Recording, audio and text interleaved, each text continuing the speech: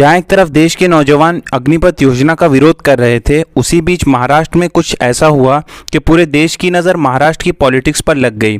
ड्रामाई अंदाज में शिवसेना के विधायक एकनाथ शिंदे ने पार्टी से बगावत करते हुए कुछ विधायकों को लेकर महाराष्ट्र से बाहर निकल गए और अब कहा जा रहा है कि किसी भी वक्त महाराष्ट्र में जो उद्धव ठाकरे की गवर्नमेंट है वो गिर सकती है। तो आज की इस वीडियो में सब कुछ जानेंगे कि ये सब क्यों, कैसे और कब हुआ। तो इस वीडियो में बने रहिए और अगर आपने अभी तक हमारे चैनल को सब्सक्राइब नहीं किया है तो चैनल को सब्सक्राइब कर लीजिए।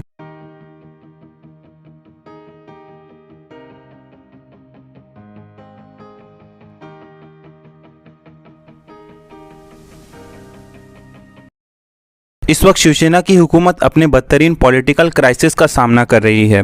पिछले कुछ दिनों में शिवसेना के बहुत से विधायक ने बगावत कर दी है। ये सब कुछ शुरू हुआ 20 जून को, जब शिवसेना के एक विधायक एकनाथ शिंदे ने कुछ बागी लीडरों को लेकर बगैर कुछ बताए गुजरात के शहर सूरत में चले गए। ताहम मंगल 21 जून को बागी लीडरों को चार्टर्ड फ्लाइट के जरिए आसाम ले जाया गया, जहां सख्त हिफाजती इंतजामात के दरमियान इन सबको एक लग्जरी होटल ले जाया गया, जहां वो अभी तक हैं। अब यहाँ ये सवाल उठता है कि इन विधायकों ने शिवसेना से बगावत क्यों की। तो जब तक बागी विधायक गुजरात में थे तब तक कुछ भी क्लियर नहीं हो पा रहा था, लेकिन जैसे ही सारे विधायक गुवाहाटी पहुंचे तो उन्होंने अपने मन की बात कही। एकनाथ शिंदे, कहा जा रहा है इन विधायकों को लीड कर रहे हैं, ने कहा कि शिवसेना बाला साहब के सिद्धांतों पर नहीं चल रही है और शिवसेना को कांग्रेस एनसीपी के बजाय बीजेपी के साथ मिलकर सरकार बनानी चाहिए। शिवसेना को हिंदुत्व पर चलना चाहिए और साथ ही साथ ये भी दावा किया कि वो असली शिवसैनिक हैं और अपना शक्ति प्रदर्शन करते हुए कहा कि उनके पास 40 विधायक हैं, जिसमें से 35 विधायक शिवसेना के हैं और उनका कहना है कि 10 और विधायक उनके साथ बहुत जल्द मिल जाएंगे। सभी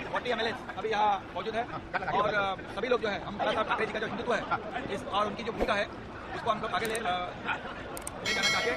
मुझे इतना ही बात है कि जो शिवसेना के एमएलए हैं आज यहाँ मौजूद है और बाला साहब की जो हिंदुत्व की बात हो।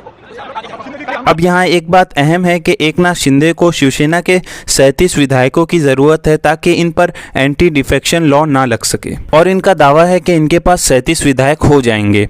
जैसे ही एकनाथ शिंदे ने अपनी बात रखी, इसके बाद सीएम उद्धव ठाकरे फेसबुक पर लाइव आए और उन विधायकों को एक तरीके से मैसेज देते हुए कहा कि अगर कोई प्रॉब्लम थी तो डायरेक्ट मुझसे बात करते, सीएम पद भी छोड़ देता और भी बहुत कुछ कहा। इसके बाद उन्होंने सीएम आवास को छोड़कर अपने घर मातुश्री शिफ्ट हो गए। जब ये सब हो रहा था इस मामले में पहले तो शरद पवार ने ये कहा कि शिवसेना का अंदरूनी मामला है जो वो खुद सॉल्व कर लेंगे, लेकिन जैसे जैसे सब कुछ साफ होता जा रहा था तो इसे देखते हुए शरद पवार ने भी मीटिंग बुलाई और अपने विधायकों के साथ बातचीत की। लेकिन जबकि ऐसा लग रहा था कि सरकार बहुत जल्द गिर जाएगी, लेकिन अभी तक कुछ नहीं हुआ और जो ड्रामा चल रहा था अभी तक चल रहा है।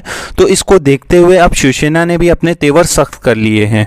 देखिए, संजय राउत ने कानूनी लड़ाई लड़ने की बात कही है और देखिए क्या कहा उन्होंने। कानून से होगी, रास्ते की लड़ाई रास्ते पर सड़क पर हो सकती है, हो जाएगी।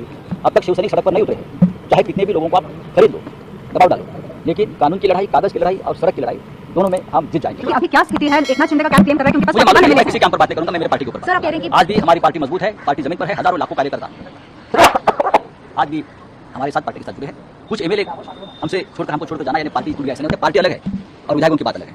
इसी तरह उद्धव ठाकरे ने भी साफ कर दिया है कि अब सुलह करने का जो टाइम था वो निकल गया है। असल में कहा जा रहा है कि ये सब कुछ उस वक्त शुरू हुआ जब राज्यसभा की वोटिंग हो रही थी और क्रॉस वोटिंग की वजह से बीजेपी का एक कैंडिडेट जीत गया जिसकी उम्मीद नहीं थी।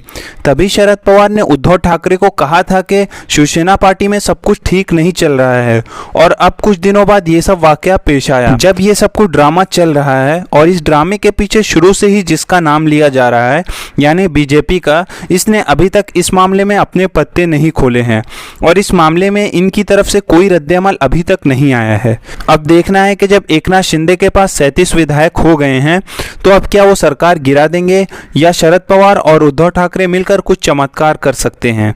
इस बारे में आपकी क्या राय है हमें कमेंट बॉक्स में ज़रूर बताइएगा और इस रिलेटेड जैसे ही कोई अपडेट मिलती है आप तक ज़रूर पहुंचा दी जाएगी।